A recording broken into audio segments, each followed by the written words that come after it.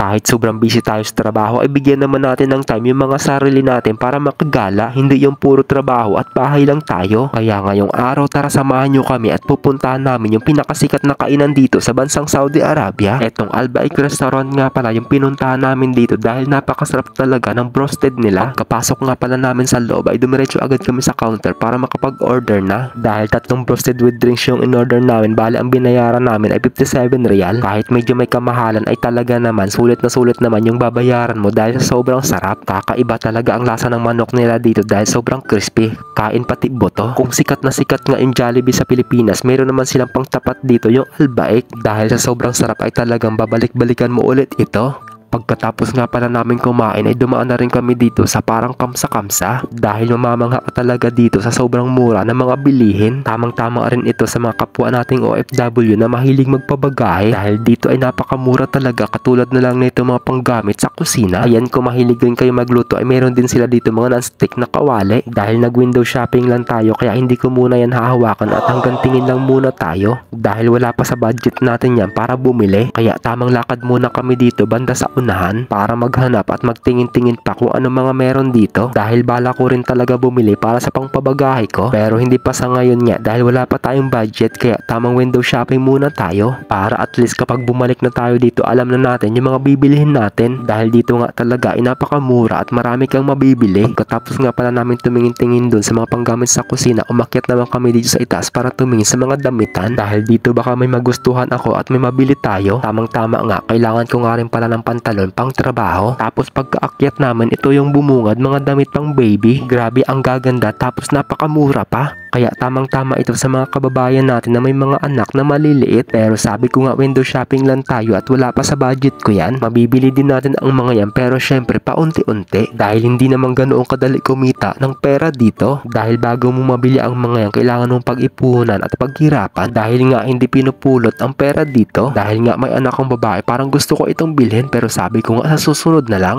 Maganda sana kaso wala talagang pera kaya hanggang hawak na lang. Kaya ibinalik ko na lang muna. Sabi ko sa susunod babalikan kita kapag may pera na ako. Tapos naglakad nga ako dito banda sa unahan para magtingin-tingin ulit kahit walang pera. Ayos lang yan kahit walang mabili. Ang importante busog ang mata. Hindi ko na nga alam kung ano yung mga pinaghahawak ko dito. Wala naman akong pera. Tapos tamang lakad ulit ako dito at tamang ikot lang. Ang hirap talaga mamasyal kapag wala kang pera tapos hanggang window shopping ka na lang. Yung tipong nasa abroad ka nagtatrabaho pero wala kang ipon. Ganun talaga ang buhay. Nag-abroad ka at ginusto mo yan Tapos may nakita akong salamin dito, parang gusto kong tanungin yung sarili ko kung bakit wala akong ipon. Nakabigla naman akong patakbo kapag nagsalita yung salamin. Parang hindi pa nga ako napapagod kakalakad kaya parang gusto kong ikutin lahat ito. Dahil sa sobrang lawak na ito, baka mamaya sumama lang yung loob ko dahil wala akong mabili kaya wag na lang siguro. So yun lang guys, hanggang dito na lang ang mini vlog natin for today's video. Thank you for watching. God bless po sa inyong lahat at mag-iingat palagi. Bye bye!